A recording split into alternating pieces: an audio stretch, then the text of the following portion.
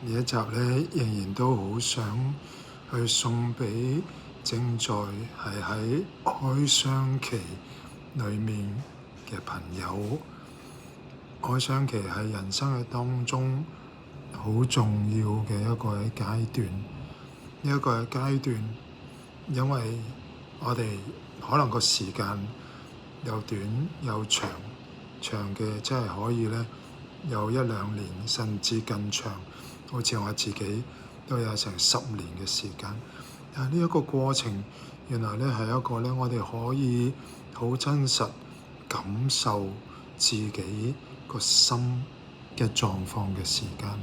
好多時候喺哀傷期嘅當中，我哋話咧係分咗日頭同埋夜晚。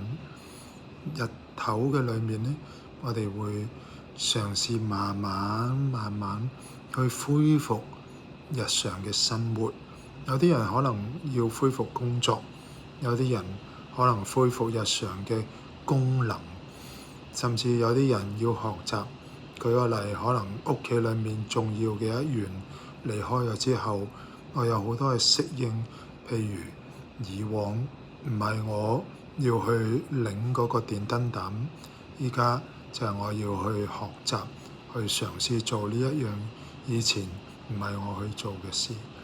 裡面都有好多漸進地慢慢去適應、慢慢去學習嘅一種嘅過程。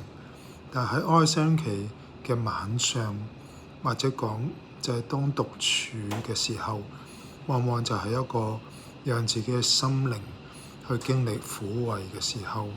喺嗰啲時候，有掛念，有哀傷，有失落，有孤單，有好多嘅懷念，難免眼淚可能會流落嚟。